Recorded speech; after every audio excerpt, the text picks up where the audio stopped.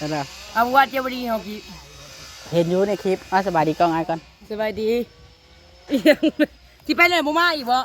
มา อีหยังเลยเฮ้ย แต่แอว อ่ะพุ่งออก ใช่ล่ะ แล้วมื้อนี้สำเร็จแล้วมื้อนี้ ใช่ล่ะหายแล้วเลย โดย เจ้าอย่าป่วงลายคือว่าตี บ้าไปสิ่งนั้นเป็นโหลดกินนี่โตมันหมักโต เข่งแล้วบ่ เสร็จแล้วคนลาวเลยเฮ็ดบ่คักบ่ได้มื้อนี้คนเวียด อ่ะเจ้ากินยังจะกินยังจังเจ็บท้องน่ะ เอากี่4มื้อนั่นดิ กินชิ้น เลยกินนิดบ่ได้ ไอ้เว้าแล้วเป็นโรคบ่ ต้องแค่เอา เจ้ามักป่วงลายพังความอ้ายเพิ่นเด้อบัดนี้เด้อเพิ่นชื่อรถทีมให้แล้วเพิ่น เขาไม่ได้ป่วงบ้า เจ้าน่ะบ่ เจ้า ไอ้กับพวกว่า บ่ตี ตัวนี้ บ่อ้ายบ่หยอกได้อ้ายบ่เป็นคนมักหยอกได้เออบ ริกินข้าวเลยมันนี่ตัวไอเตียง ตัวเตียง เก็บทอง ตัวเราว่ากินข้าวแล้วบ่แต่ตัวหยังล่ะ บริตัวกินด้วยหนึ่ง เจ้าต้องเว้าความจริงเลยไหม กินด้วยหนึ่งไงวะ ฮะ กินด้วยหนึ่งมันได้เก็บทองไงเงินบ่เศร้า เออ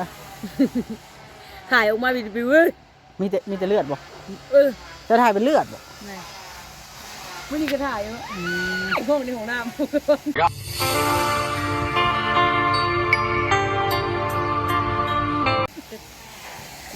เมื่อวานนี่เจ็บแห้งเมื่อวานนี่อยากนอนเนี่ย เจ้าจะเฮียนกี่ตัวเด้อ ตัวอย่าง เฮียนกี่ตัวบ่ได้เด้อ ตัวอย่าง ตัวแล้ว ก็กินหน่อยเดียวหนึ่ง ยิบแล้วบ่เจ้าบ่ฮะ ยังเลย เมื่อได้ที่ยิบมา ให้นาสาวยิ้มให้ที่ตายเลยมันเรียกตาเองผู้ชายชโลมผู้ชายกระพงหนึ่งกระพงเอาลืมกินยาเด้ตัวตั้มกับตายเลยบ่มีเลือด แม่นบ่ ลืมกินยา กินยาหยังล่ะแบบไรยานะ ยาพิบิน ธาตุน้ำขาวบ่ แม่บ่แม่นยาพิบินรวม ใครจะกินยาวิตามินรวม เฮานี่กินแต่ว่ากินข้าวแซ่บแน่บ่มีเลือดเลยบ่มีเลือดเลยนี่นะ ลงเลือด บ่ออกคัดก็บอก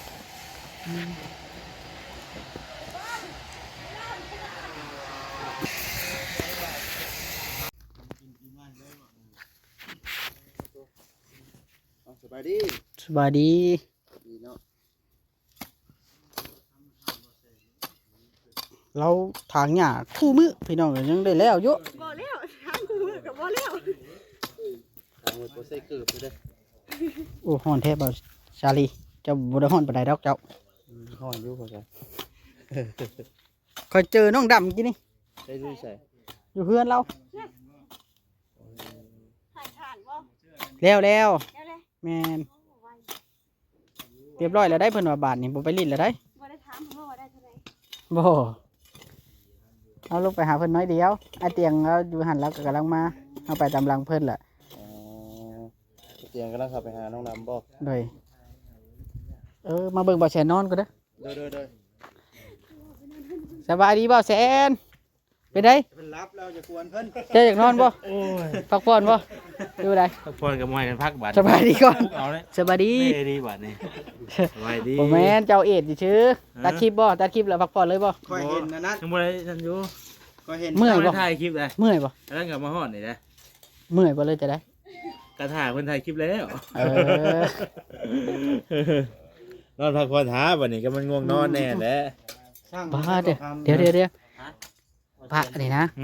หาวิธีช่างมา กูเคยเห็นแขนบ่ เท่าไหร ฮะ บ่เคยเห็นเจ้าแขนหรือจะไว้ทางในบ่ บ่เห็นอยู่ โอ้ไปสัมภาษณ์บอกคำนะสิอันล้มเรื่องนี้ก็บ่แซนนี่ ตรงนั้น นี่ผมฟังชักว่าละนะฮะ ไปสร้างมาเขาว่ากับสร้างมาบัตรกับบ่มันเผย ช่าง จะเอาจะอันจะเอาบ่ อันเดียว ข่อยมีอยู่ มีบ่ ข่อยมีแล้ว มีได้กัน เดี๋ยว มาตามกล้องผมมาแล้วบายดี ล่อลี ช่าง บ่ มาเพื่อนี่ว่ามือไหนมา สู้กันบ่ได้ นะจะมาจบกัน บ่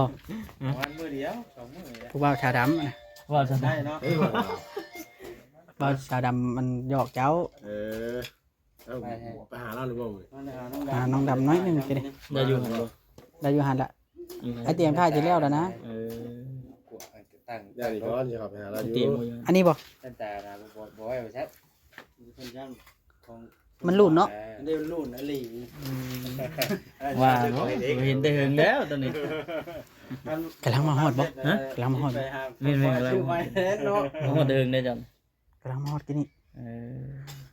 อันนี้ก็พากันมาห้องมีถ่ายคลิปก็แล้วได้คลิปหนึง มองข้ามครัวมาไหนเจ้าล่างดิ ข้างครัวตัวนั้นน่ะ หมูไต่จะพานน่ะดิข้ามไปจะพานบ้าน บางบ่ อยู่ปักบ่ออยู่พื้นครัวเด้ไอ้วัดใกล้ๆพื้นครัวนี่ คือหัวมาพี่อีกมาพี่ย่ามาพี่ พาชะโนดิ เออ พาชาชะโนไปเนาะ เขาเอาเท่าไหร่อ่ะนะ เจ้าล่างดิแสนสาม เอาแชร์ชามฮู้ ราคาอยู่ เอาเช็ดเอาให้วันใดก็ได้ สรุปแล้วจอดไว้นะมันห่มบ่นั่น วันผมเอาไว้กินพุ่นก็ คุณก็ โอ้ย ก็บอกไอ้เจ้าไอ้หายของใจก็บอกว่าที่เจ้าบอกเข้าใจว่าเออเจอไม่ใช่ไก่แท้นะ เอาก็เงินอยู่ สงสัยอยู่ดิ ปกติก็คือบ่ได้อย่างที่บอกปกติก็คือว่าพูดไปแล้วสิ ใช่ไหมตั้งเจ้า ถ้าเจ้าไว้ใช่ไหมนี่เนาะหนวดมันนี่นะ หนวด อันนั้นบ่ของเจ้านะเพราะว่าของบ่ข้าม นี่เด้ ขออยู่พี่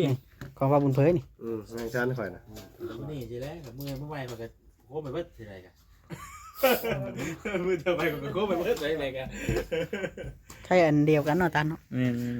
ๆ ก็ เปิดโทรศัพท์